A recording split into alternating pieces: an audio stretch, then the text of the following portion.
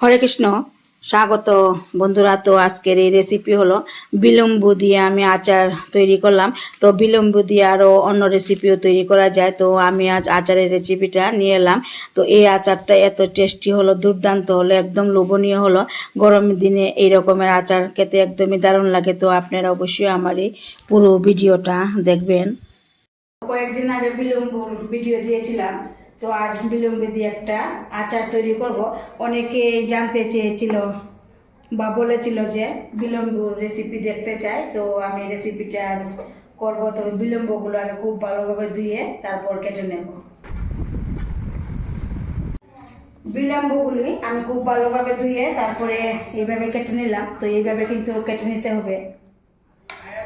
আচার তৈরি করার জন্য একটা মশলা তৈরি করতে হবে। তার জন্য আমি এখানে নিলাম গোটা জিরা, গোটা মৌরি আর একটা তেজপাতা এইভাবে ছোটো করে নিলাম। আর নিলাম কয়েকটা গোলমরিচ, আর নিলাম 2টা শুকনো লঙ্কা। এবার মশলাগুলো কড়াতে দিয়ে দিলাম, দিয়ে এগুলো ভেজে নিতে হবে। ভেজে নিয়ে তারপর গুঁড়ো করে নিতে হবে।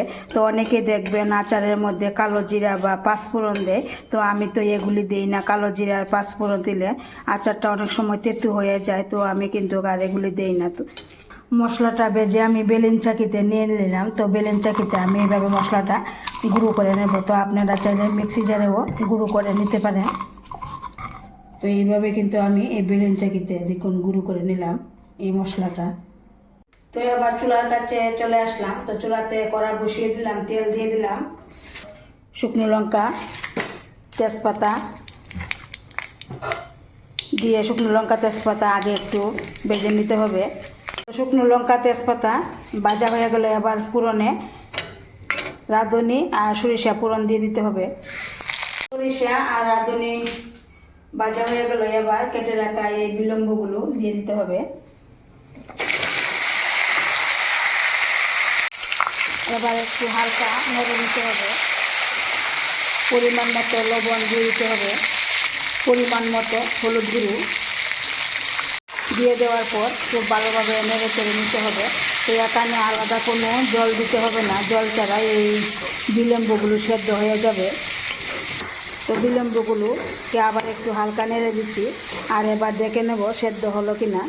এই যে একদমই কিন্তু সেদ্ধ হয়ে গেল। তো দেখলেন তো, জল ছাড়াই এই বিলম্বগুলো কিন্তু সেদ্ধ হয়ে যায়, এখানে জল দিতে হয় না। তো এবার গুড় দিয়ে দেব। তো আপনারা চাইলে এখানে চিনি দিয়েও করতে পারেন। গুড় দেওয়ার পর আবারও একটু হালকা নেড়ে নিতে হবে, আর গুড়টাকে এখানে গলিয়ে নিতে হবে। গুড় কিন্তু এখানে দেখুন একদমই গলে গেল। তো এবার দিয়ে দিতে হবে জাল লঙ্কা গুঁড়ো। তো পরিমাণ মতো জাল লঙ্কা গুঁড়ো দিয়ে আবারও একটু হালকা নেড়ে দিতে হবে। তো এটা একটা টক জাল মিষ্টি আচার তৈরি করব, তার জন্য জাল লঙ্কা গুঁড়োটা একটু দিয়ে দিলাম। তো এবার এই ভেজে রাখা মশলা যে করেছিলাম সেই মশলাটা দিয়ে দিতে হবে।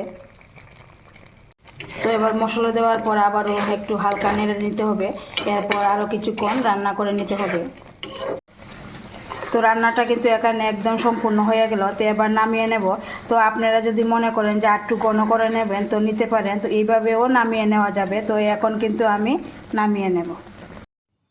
তো এইভাবে আমি বিলম্বরি আচার তৈরি করলাম, একদমই খুব টেস্টি হলো। আর যদি আমার ভিডিওটা দেখে আপনাদের ভালো লাগে অবশ্যই একটা লাইক দিবেন, শেয়ার করবেন, আর আপনারা অবশ্যই একবার এইভাবে বিলম্বর আচার বানিয়ে খাবেন।